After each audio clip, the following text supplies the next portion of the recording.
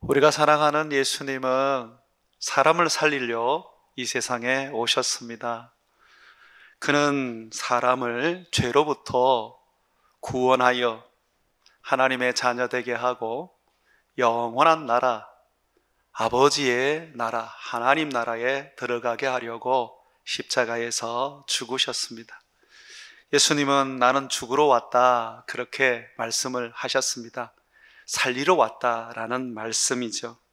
십자가는 예수님이 죽은 사형 형틀이지만 우리에게는 우리를 살리는 생명의 십자가입니다.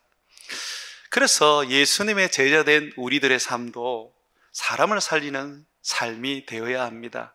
내 한마디의 말과 또 내가 내미는 손, 내가 하는 행동들이 사람을 살리는 삶이 되어야 예수님의 삶을 이어가는 참 제자가 되는 것입니다. 모세는 400년 동안 노예 생활을 하는 이스라엘 민족을 살렸습니다. 그들에게 자유와 해방을 주었고 가나안 땅을 나라로 얻는 복된 인생 되게 해 주었습니다. 모세만 그렇습니까? 수많은 구약의 선지자들은 주님의 말씀을 전하여서 죽어가는 이스라엘 백성들을 살려내었습니다. 많은 선지자들이 복음을 통하여 사람을 살리기 위해 죽음을 스스로 선택하기도 하고 핍박과 환난을 개의치 않았습니다. 주님은 우리에게 이처럼 사람을 살리는 삶을 살도록 요구하십니다. 모르드게와 에스더도 이스라엘 민족이 멸절될 위기에 있을 때에 그들은 금식하며 왕 앞에 담대히 나가서 그 민족을 살려내었습니다. 요나단은 아버지에게 미움받고 죽을 위기에 처한 다윗을 살려내어 오늘날 하나님께서 그의 뜻을 이룰 수 있는 위대한 믿음의 사람으로 만들어 내었습니다. 이렇게 우리가 믿음의 선진들을 따라서 사람을 살리는 인생이 되려면 우리는 어떻게 해야 될까요?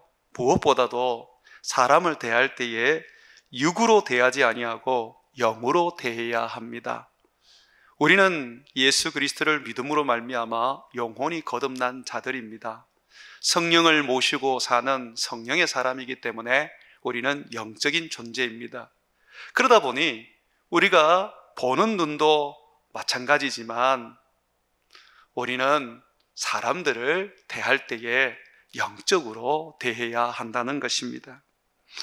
영적으로 대하는 사람과 육적으로 대하는 사람은 분명하게 차이가 있습니다. 육적으로 대하는 사람은 그 사람의 외모나 그 사람의 학벌 또는 집안 배경 또 돈 이런 거로 그 사람을 대합니다. 자기에게 필요하거나 자기에게 유용하다고 느낄 때 그 사람을 가까이 하게 되지요. 이것은 육적으로 대하시는 겁니다. 영적으로 대하는 사람은 어떻게 대하는 겁니까?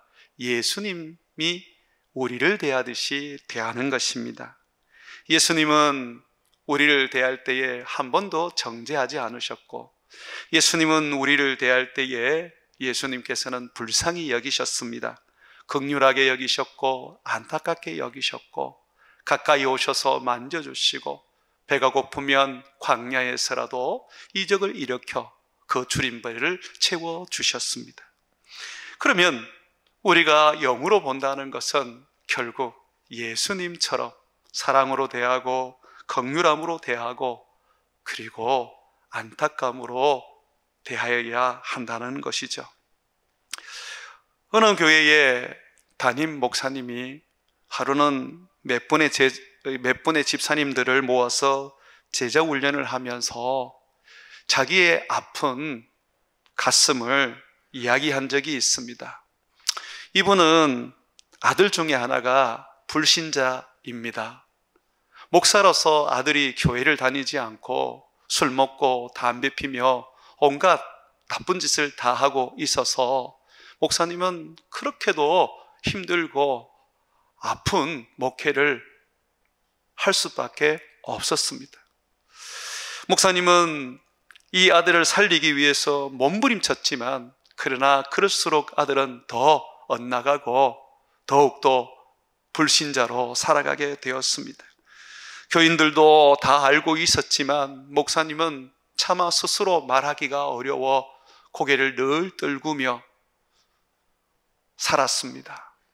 목사라는 자리는 설교를 통해서 사람을 살리는 자리인데 아들이 불신자가 되어버렸으니 그가 설교한다는 것이 얼마나 고통스러웠고 괴로웠겠습니까?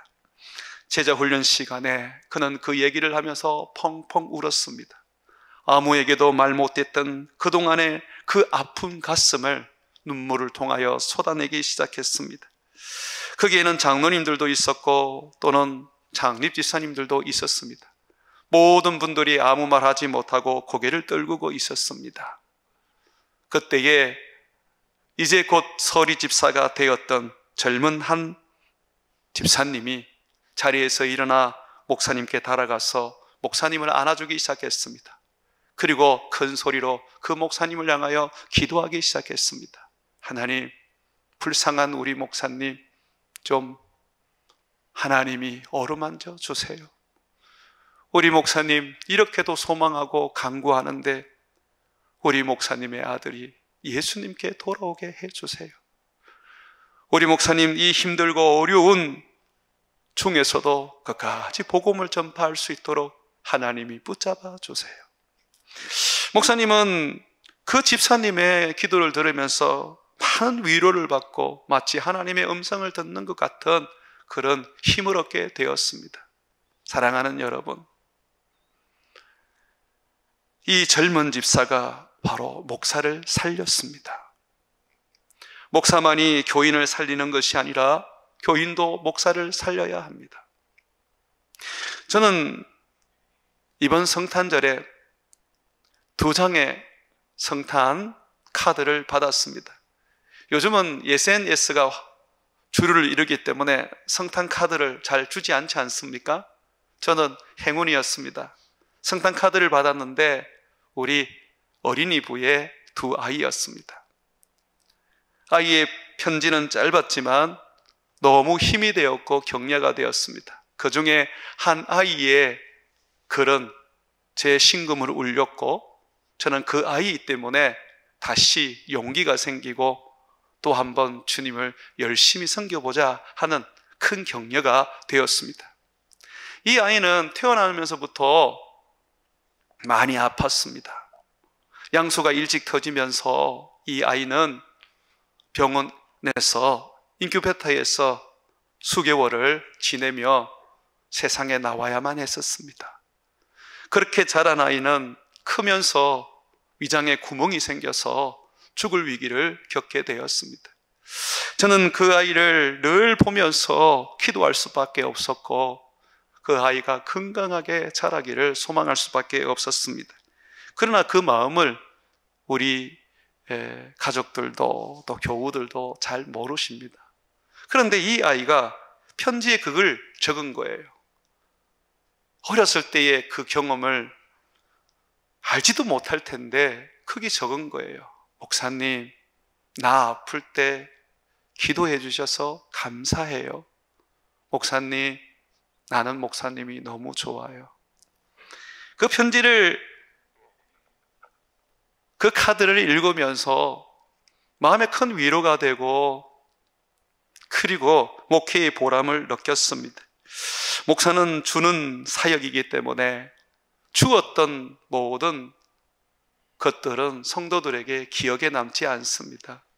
세월이 흐르면 목사의 하는 모든 사역은 당연하게 여겨지고 조금이라도 잘못하면 그냥 목사가 밉고 원수가 됩니다. 우리 아이가 격려해 준 그 어렸을 때 그 수년 전의 이야기에 고마움을 전했을 때에 저는 제 자신이 사는 것을 느꼈습니다. 그 아이는 저를 살려주는 믿음의 아이였습니다. 오늘 성경 말씀에도 보게 되면 중풍병자를 살리신 분이 예수님인데도 불구하고 예수님은 먼저 중풍병자를 살린 것은 중풍병자의 친구들이라고 말씀해주고 있습니다. 친구들이 중풍병자를 살게 만든 것입니다. 참으로 중풍병자는 복된 사람입니다. 자기를 살리는 믿음의 친구들이 곁에 있었기 때문입니다. 오늘 여러분 5절 말씀을 같이 한번 읽어보겠습니다. 예수님께서 그들의 믿음을 보시고 중풍병자에게 이르시되 작은 자야 내 죄사함을 받았느니라 하시니, 여기 보면 중풍병자의 병을 고치게 된 그 근원적인 이유가 친구들의 믿음 때문이었습니다. 중풍병자는 침상에 누워 있었습니다. 자기 혼자 힘으로는 예수님께 나올 수가 없었습니다. 가족들조차도 이 중풍병자를 예수님께로 데리고 오지 않았습니다. 그러나 친구들은 들끝에 중풍병자를 실어서 예수님께 데리고 나왔습니다. 그들의 믿음이었습니다. 중풍병자를 대할 때에 이 친구들은 영으로 대했습니다. 이 친구들의 소망은 중풍병자의 병이 낫는 것보다 중풍병자의 영혼이 사는 거였습니다. 죄 사함을 받는 거였습니다. 여러분, 예수님께서 아주 이례적인 말을 하십니다. 소자야, 너 죄 사함을 받았느니라 라고 5절에 말씀하시죠. 예수님은 죄 사함 받았다는 이야기를 잘 하지 않으십니다. 사람들을 만나면 내가 뭘 해줄까? 네가 원하는 게 무엇이냐 물으시고 대부분 병만 고쳐주십니다. 왜 그랬을까요? 대부분의 사람들은 자기 죄가 자기를 죽이고 있다는 생각을 못합니다. 병만 나으면 이 육체적으로 고침을 받으면 그냥 온전해질 것이라고 생각합니다. 그런데 이 중풍병자의 친구들은 중풍병자의 병보다 그 영혼이 고침을 받고 죄 사함을 받는 것이 우선이라고 여겼습니다. 그래서 그들은 그 믿음대로 예수님께로 데리고 왔습니다. 예수님은 그걸 아셨던 거죠. 예수님은 우리를 보면 꿰뚫어 보십니다. 뭘 원하는지 그 원하는 것을 먼저 해주시는 분이 예수님입니다. 중풍병자와 그의 친구들은 죄 사함을 원했습니다. 그 영혼이 살기를 원했습니다. 그래서 예수님은 그들의 소원대로 소자야, 너 죄 사함을 받았다라고 말씀해 주셨던 것입니다. 예수님께 나왔던 베드로도 처음부터 자기가 죄인임을 알지 못했습니다. 그러나 예수님을 2번 떠난 후에 비로소 자기가 죄인인 줄 알고 예수님, 저는 죄인입니다. 나를 떠나주세요 라고 했었습니다. 여러분, 주님 앞에 나올 때에 우리가 우리의 죄를 고백할 수만 있다면, 우리의 영이 죽고 병들어 있다는 것을 알고만 있다면, 또 내 친구들이, 내 가족들이, 내 주위의 교우들이 죄로 인하여 병들어 죽어가고 있다는 것을 볼 수만 있다면, 영으로 우리가 그것을 보기만 한다면 우리는 예수님께로 데리고 나올 것입니다. 여러분, 예수님은 기다리고 계십니다. 예수님은 병든 자를 고치러 오셨습니다. 육의 병만 고칠 것이 아니라 예수님은 영의 병을 고치기 위하여 오셨습니다. 죄에서 우리를 구원하기 위하여 예수님이 오셨던 것입니다. 사람의 육의 질병, 삶의 고통, 돈 또는 직장, 자녀들의 문제는 우리 인생의 근본적인 문제가 아닙니다. 영혼이 병들고 영혼이 범죄로 인하여 죽어가는 것이 가장 근본적인 문제고, 그것을 해결해야 합니다. 우리가 사람들을 자꾸 육으로 대하면 그냥 껍데기만 볼 뿐입니다. 그러나 영으로 대하면 그들이 불쌍하고 그들이 죽어가고 있다는 것을 보게 되는 것이죠. 그래서 사도 요한은 내 영혼이 잘됨 같이 범사에 잘되고 강건하기를 내가 간구한다고 말하고 있는 것입니다. 영혼이 먼저 살아야 돼요. 영혼이 행복해야 돼요. 영혼이 치료를 받아야 하는 것입니다. 예수님은 믿음의 친구들로 인하여 자기 앞에 있는 중풍병자를 향하여 작은 자야라고 불렀습니다. 여러분 다시 한번 5절 한번 보세요. 예수님께서 그들의 믿음을 보시고 중풍병자에게 이르시되 작은 자야 내 제사함을 받았느니라 하셨다라고 되어 있습니다. 이 작은 자라는 것은 헬라어 원문에 보면 내 자식, 내 아이, 내 자녀라는 겁니다. 이걸 제가 여러분들 듣기 좋은 말로 하면 아유 내 새끼야 그렇게 말씀하시는 겁니다. 예수님은 자기 새끼라고 좋아하셨습니다. 예수님은 우리가 병들어도 영적으로 죽어가도 예수님께 나오기만 하면 예수님은 너무 좋아하시고 내 새끼 왔구나 하시면서 예수님은 품어주시고 안아주시고 치료해주시고 새롭게 해주시는 것입니다.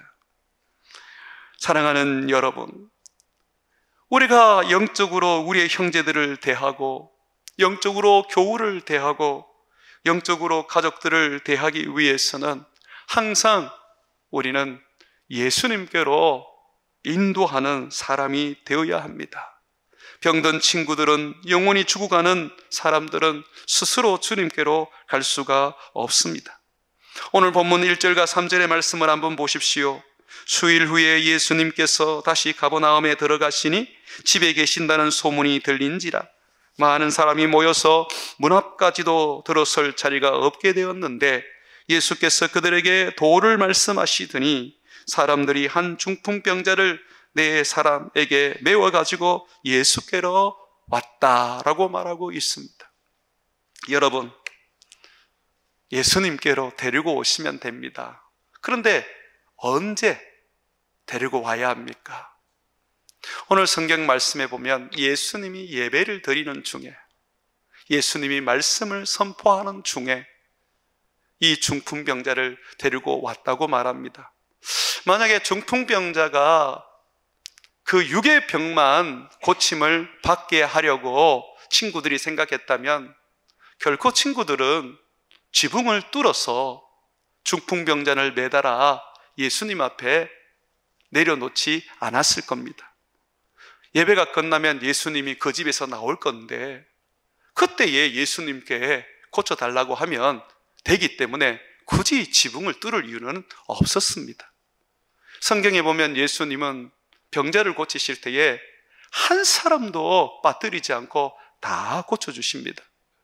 시간이 아무리 지나도 예수님은 다 고쳐주십니다. 그렇다면 이 중풍병자 친구들은 왜 지붕을 뚫었을까요? 예수님의 그 생명의 말씀, 그 구원의 말씀을 중풍병자에게 듣게 하고 싶었던 겁니다. 말씀을 들어야 영혼이 살고, 말씀을 들어야 죄를 깨닫고, 말씀을 들어야 예수님으로 말미암아 죄사함을 얻기 때문입니다. 예수님은 분명히 말했습니다. 내가 이르는 말은 영이요 생명이라 그러셨습니다.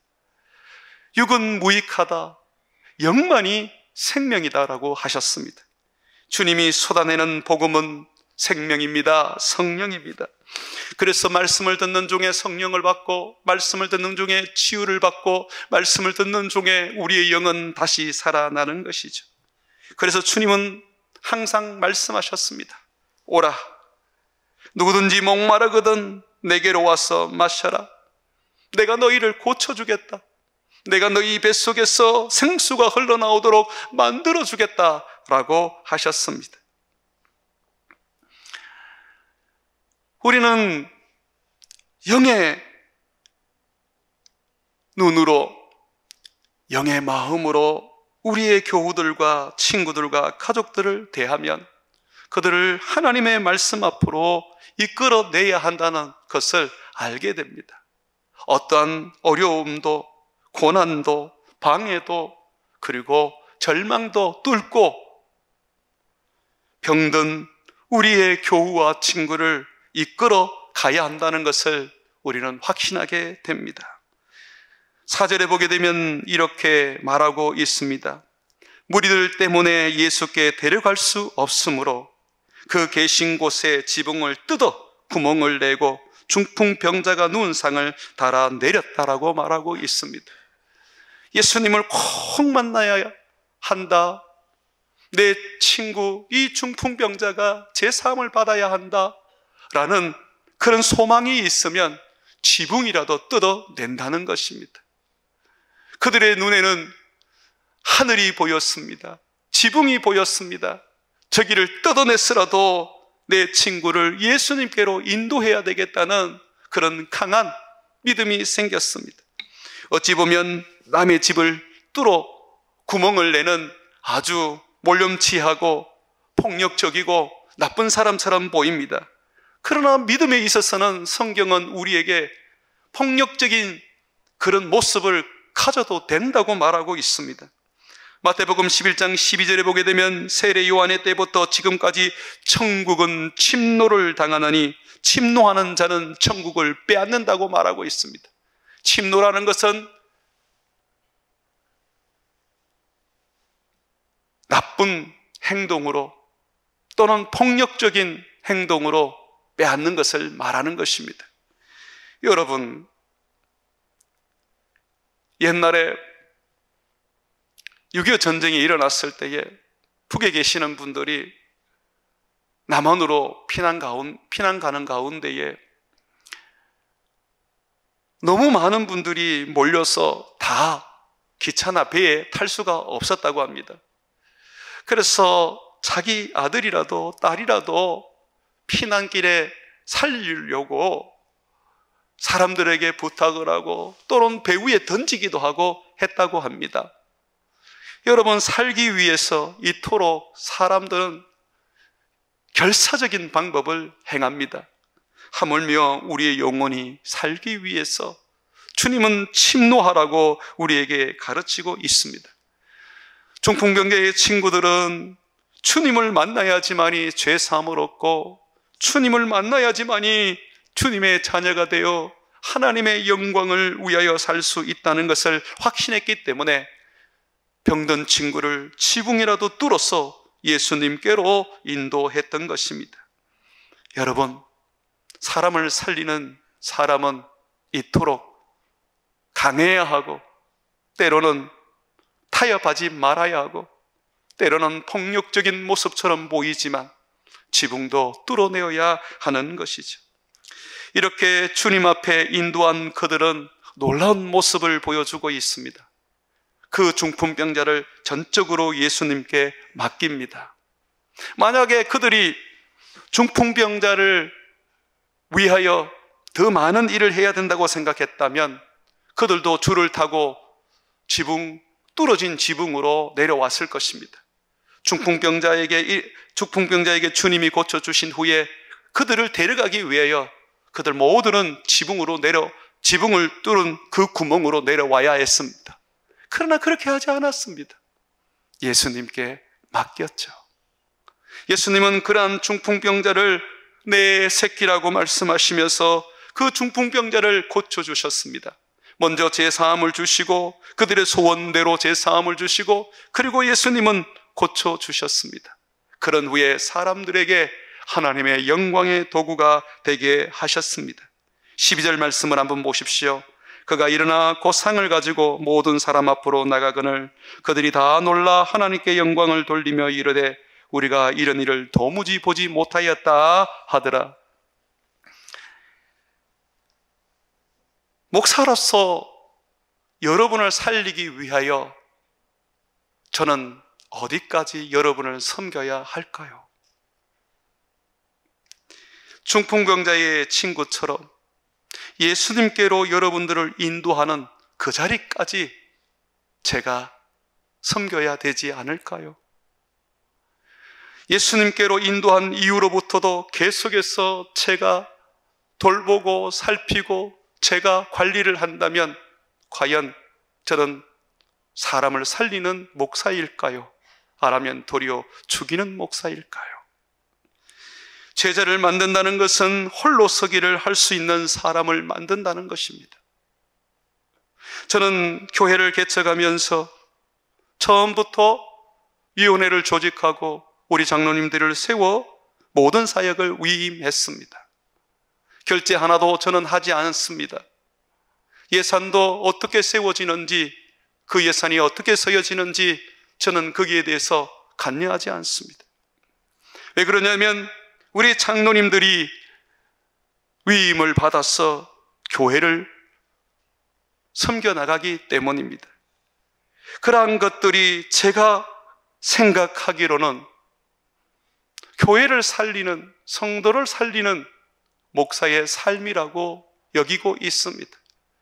중풍병자의 친구들이 예수님께 중풍병자를 넘겨드린 것처럼 나 또한 내가 할 일만 하고 나머지는 홀로 예수님과 사역할 수 있도록 넘겨드리는 것이야말로 내가 교회를 살리는 일이라고 저는 믿습니다. 그럼에도 불구하고 많은 오해를 받습니다. 우리 목사님은 장로님들 눈치 보고 재정 하나도 목사님 마음대로 못해. 우리 목사님은 결제도 안 하고 책임을 안 지려고 해. 우리 목사님은 어떤 문제를 이야기하면 장로님들하고 의논해서 원만하게 합의하세요 라고 하기만 해. 과연 저는 책임이 없는, 책임을 지지 않으려는 그런 목사일까요? 정말 저는 여러분들을 살리기 위하여 발버둥을 치고 있는 것일까요? 아니면 여러분을 죽이려고 저는 방만하게 목회를 하고 있는 것일까요? 성경이 나에게 네가 다 맡아서 해라, 네가 다 책임을 져라, 너밖에 없다라고 한다면 제가 하겠습니다. 그러나 주님은 모든 것을 위임하시고 제자를 만들어서 그들로 하여금 주님을 섬기라고 말하고 있습니다. 저는 한 번도 제 자신이 담임 목사라고 여겨본 적이 없습니다. 저는 항상 부목사라고 여겼고 예수님의 중매쟁이라고 여겼습니다. 저의 목표는 여러분들이 예수님께로 가도록 만드는 것입니다. 예수님을 만나서 예수님과 동행하며 예수님의 신부로서 예수님으로 말미암아 행복해 하는 것을 목표로 삼고 있습니다. 자녀를 자라게 하면, 배우자가 생기면 그 자녀를 보내줘야 되지 않습니까? 성경에도 가르치기를 부모를 떠나 한 몸을 이루게 하라고 말하지 않습니까? 내가 모든 것을 다 하고 내가 끝까지 돌보고 내가 끝까지 해결을 한다면 제가 예수가 되는 거 아니겠습니까? 저는 여러분들에게, 저에게 기도를 받지 않도록 하라고 했습니다. 그것이 어떤 분들에게는 굉장한 마음의 상처가 되었습니다. 목사가 기도를 해줘야지 왜 기도를 안 해주냐고. 그러나 그것은 오해입니다. 지금도 병든 분들을 위하여 기도하는 것은 저입니다. 여러분들도 기도하지만 저는 여러분들보다 더 많이 기도합니다. 여러분은 기도의 몽유병이라는 걸 아십니까? 저는 편안하게 잠을 자지 못합니다. 자다가 잠이 깨면 일어나서 무릎을 꿇고 교회를 두고 기도하고 아픈 성도를 두고 기도합니다. 어떤 성도가 힘겨워하면 저는 때로는 3일 동안 끙끙 앓으면서 견디지 못할 정도의 몸에 힘겨움을 느끼기도 합니다. 제가 기도하지 않는다는 것은 거짓말입니다. 그러나 왜 내가 여러분들에게 제게 기도를 받지 말라고 할까요?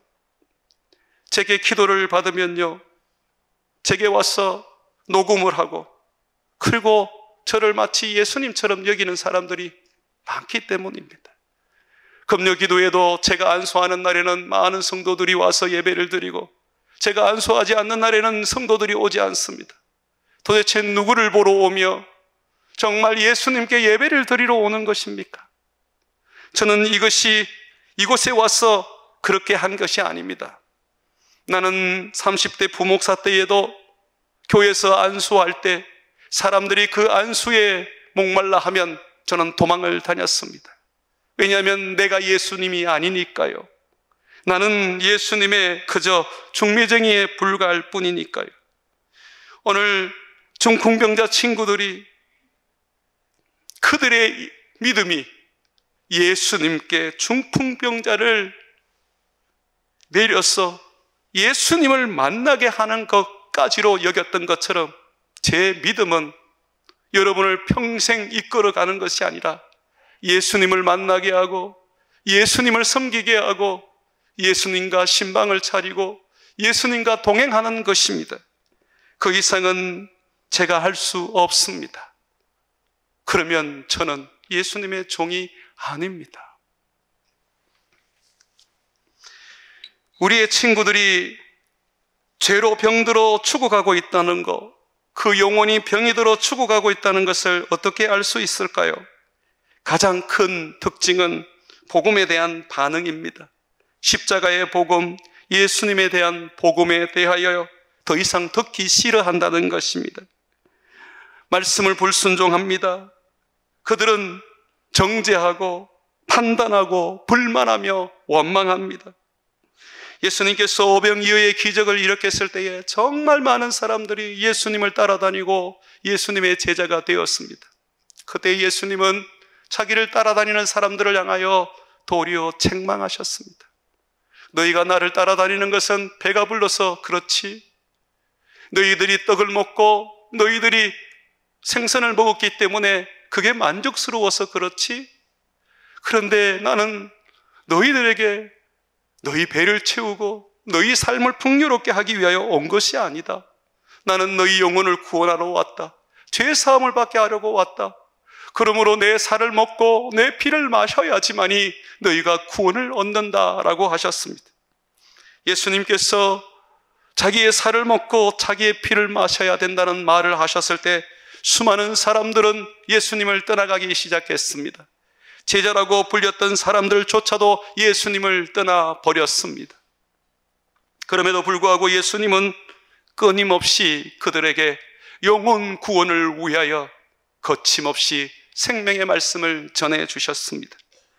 때로는 베드로가 이해하지 못해서 예수님을 십자가에 못 박혀 죽는 것을 막을 때도 예수님은 사단이라고 하시면서 그를 물리치기도 하셨습니다. 사랑하는 여러분, 그리스도의 복음이 저급하십니까? 십자가의 복음이 저급하십니까? 그런데 저는 지금도 십자가만 생각하면 가슴이 뛰고 그 십자가가 나의 죽은 영혼을 다시 살리고 목회를 하게 하는 근원적인 힘이 되고 있습니다. 어젯밤에도 중학교 3학년 때 환상으로 봤던 십자가가 생각이 났습니다. 그 십자가에서 비쳤던 그 빛이 생각이 났습니다. 그러면서 그 십자가는 나에게 이런 말씀을 들려주었습니다. 혁아, 세상의 희망은 십자가란다. 십자가의 그 빛이 사람을 살리고 어둠을 쫓아내고 마귀를 물리친단다. 십자가의 빛이 사람을 고치고 제자로 만든단다.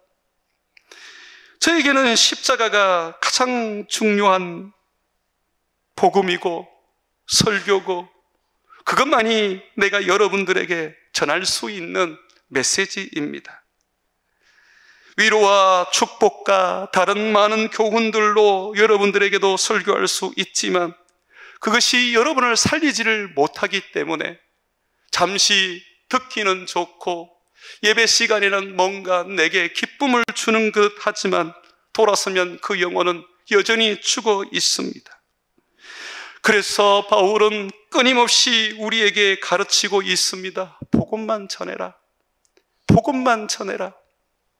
디모데전서 6장 3절과 5절에 보게 되면 누구든지 다른 교훈을 하면 바른 말 곧 우리 주 예수 그리스도의 말씀과 경건에 관한 교훈을 따르지 아니하면 그는 교만하여 아무것도 알지 못하고 변론과 언쟁을 좋아하는 자니 이로써 투기와 분쟁과 비방과 악한 생각이 나며 마음이 부패하여지고 진리를 잃어버려 경건의 이익의 방도로 생각하는 자들의 다툼이 일어나느리라고 말하고 있습니다. 제가 여러분들에게 듣기 좋은 이야기를 하고 여러분 마음에 감동적인 이야기를 해서 여러분들에게 내가 사랑받는 목사가 된다 할지라도 하나님 앞에서는 저는 여러분들을 죽이는 목사가 아니겠습니까? 여러분들이 듣기 싫어도 예수 그리스도의 복음을 전하고 생명의 십자가를 말한다면 저는 미움과 여러분들에게 원망을 들어도 여러분의 영혼을 살리는 목사가 되지 않겠습니까? 지붕이라도 뜯어내어야 하는 것이 믿음의 사람의 삶이라면 저는 그 길을 선택하는 것이 맞지 않습니까? 예수님께서는 많은 서기관들과 바리새인들에게 설교에 대하여 수없이 욕을 얻어먹고 비난을 당하고 결국은 설교 때문에 십자가에 못 박혀 죽으셨습니다. 신선모독이라는 죄명을 씌웠습니다. 그럼에도 불구하고 예수님은 끊임없이 십자가의 복음을 전하시고 예수님은 생명의 말씀을 전하셨습니다. 오늘도 예수님이 중풍병자를 고치는 그 예배의 자리에는 서기관들이 있었습니다. 성경에 능한 자들입니다. 그들은 목사들입니다. 학자들입니다. 그런데 예수님께서 중풍병자에게 죄사함을 받았느니라 하실 때에 그들은 예수님을 향하여 신성모독한다고 정죄했습니다. 예수님은 그것을 아시고 그들에게 아니다, 내가 정말 죄사함을 주는 하나님의 아들 구원자다, 내가 하나님이다 라는 것을 깨우치고 알게 하려고 죄사함을 받은 중풍병자에게 병고침을 주셔서 상을 들고 일어나 가라고 말씀해 주셨습니다. 복음, 이 복음만이 사람을 살릴 수 있기에 예수님은 복음을 전하셨습니다. 예수님은 마태복음에서는 복음을 전반 부분에서 다 다루십니다. 갈릴리에서 예수님은 말씀을 다 하십니다. 그런데 누가복음은 예수님의 복음이 후반부에 나옵니다. 똑같은 내용인데 예수님의 복음은, 마태복음은 갈릴리 사람들을 대상으로 했고 누가복음은 예수님은 유대와 베레아 사람을 대상으로 했습니다. 예수님은 왜 세상에서 가장 지혜로우신 분이시고 명철이 한이 없는 분이신데 똑같은 설교를 2번이나 하셨을까요? 설교라는 것은 반복될 수밖에 없습니다. 십자가의 그 복음은 반복될 수밖에 없는 것이죠. 사도는 지금도 저에게 속삭이고 있습니다. 이형 목사, 성도들의 말에 굴복해? 너 인정 못 받잖아. 네가 전하는 그 복음 듣기 싫다잖아. 너 굴복해. 그러나 저는 그렇게 할 수가 없습니다. 복음만이 사단을 물리치고 복음만이 치료하고 복음만이 우리를 거룩하게 하기 때문입니다. 복음은 하나님의 불방망이입니다. 반석을 쳐서 깨트리는 불방망이입니다. 돌처럼 굳어있는 마음도 깨트릴 수 있는 것이 복음입니다. 예수님은 분명히 말하고 있습니다. 살리는 것은 영이다, 육은 무익하다. 너희의 설교는 내가 이런 말을 전해야지만이 된다. 내가 이런 말이 영이요 생명이라고 하시는 것입니다. 바울은 설교 때문에 교인들의 많은 도전을 받았습니다. 바울은 박학다식한 사람이었고 그는 철학자였고 학자였습니다.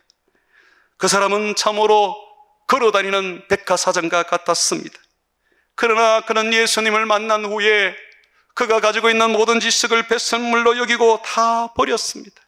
십자가와 부활만, 예수 그리스도에 관한 말씀만 그는 붙잡고 살았습니다. 고린도전서 1장 11절 이하로 보게 되면 바울은 이렇게 말합니다. 유대인들은 표적을 구하고 헬라인들은 지혜를 찾으나 우리는 십자가에 못 박힌 그리스도를 전하니 유대인들은 꺼리끼는 것이요 헬라인인 이방인들에게는 미련한 것으로 보이되 오직 부르심을 받은 자들은 유대인이나 헬라인이나 그리스도는 하나님의 능력이요 하나님의 지혜니라고 말하고 있습니다. 고린도전서 2장 1절과 2절에 보게 되면 바울은 스스로를 향하여서 이렇게 결단을 합니다. 형제들아, 내가 너희에게 나아가 하나님의 증거를 전할 때에 말과 지혜의 아름다운 것으로 아니하였나니 내가 너희 중에서 예수 그리스도와 그의 십자가에 못 박히신 것 외에는 아무것도 알지 아니하기로 작정하였느니라. 왜 바울은 십자가만 전하겠다고 말합니까? 지혜로 하지 아니하고 능력으로 사람의 능력으로 하지 않겠다고 말합니까? 고린도전서 1장 18절에 십자가의 도가 멸망하는 자에게는 미련한 것이요 구원을 얻는 우리에게는 하나님의 능력이기 때문입니다. 새로운 설교는 없습니다. 예수 그리스도와 그의 십자가밖에 없습니다. 그러나 여러분들은 좀 더 풍성하고 좀 더 위로받고 좀 더 격려받는 메시지도 필요하다는 것을 압니다. 그래서 저는 제가 할 수 없는 그 부분을 우리 부목사님에게 요청을 할 겁니다. 앞으로 수요 예배는 우리 손병규 목사님이 설교를 다 하실 겁니다. 손병규 목사님은 설교학 석사까지 하신 설교 전문가입니다. 그분은 폭넓은 설교와 저보다 더 뛰어난 설교자로 자질을 가지고 계십니다. 제가 줄 수 없는 것을 그분이 주실 겁니다. 저는 그렇게 해서라도 여러분을 살리고 싶습니다. 제가 설교단에 설 때는 그저 여러분들이 나를 받아들여 주십시오. 우리 목사님은 전도자야. 우리 목사님은 예수 그리스도에 대한 이야기 외에는 하지 않아. 성경이 66권이라 하더라도 나는 십자가만을 여러분들에게 전할 것입니다. 사랑하는 여러분, 이거 외에는 내가 어떤 것이라도 여러분들에게 다 양보할 수 있습니다. 은퇴도 65세에 할 수도 있고 내 자녀도 담임 목사 세습을 하지 않을 수도 있고 저는 또한 여러분들을 예수님께로 인도하기 위하여 스스로 도망다니며 상담도 안 하고 기도도 안 해줄 수 있습니다. 여러분들의 미움을 받고 여러분들에게 좋은 목사로 평가를 받지 않아도 여러분들이 예수님과 동행할 수만 있다면 저는 모든 것들을 다 해드릴 것입니다. 물목사라고 불러도 좋고 바지 목사라고 불러도 좋고 장로들 시키는 대로 하는 목사라고 불러도 좋습니다. 나는 그런 부분에서 전혀 개의치 않습니다. 그러나 하나는 양보하지 못합니다. 여러분을 살리고 싶습니다. 오직 복음만을 가지고 여러분을 살리고 싶습니다. 나는 여러분의 영혼을 살리고 싶습니다. 여러분의 육은 내가 할 수 있는 게 아닙니다. 내가 돈을 줄 수 있겠습니까? 병을 고쳐줄 수 있겠습니까? 그러나 나는 믿습니다. 예수 그리스도의 복음만이 우리의 영혼을 살릴 수 있기 때문에 저는 힘을 다하여서 복음을 전하겠습니다. 이 복음이 충분히 전해졌다고 여겨질 때에 저는 바울의 그 길을 따라갈 것입니다. 사랑하는 여러분, 여러분들에게 있어서 저는 여러분을 살리는 친구가 되게 해 주십시오. 뿐만 아니라 여러분들도 교우들을 살리는 교인이 되십시오. 영을 살리는 자들이 되어서 우리 교회는 생명력이 풍성하기를 원합니다. 사랑하는 여러분, 여러분들의 삶의 비난과 원망과 그리고 한담은 하나님께서 여러분의 영혼을 죽게 만드는 것이라고 말씀하십니다. 그러니 여러분의 영혼이 살기 위하여 여러분들은 주님 말씀 앞에 순종하며 주님 앞에 겸손하며 주님만을 따르는 그런 인생이 되시기를 주의 이름으로 축원을 드립니다.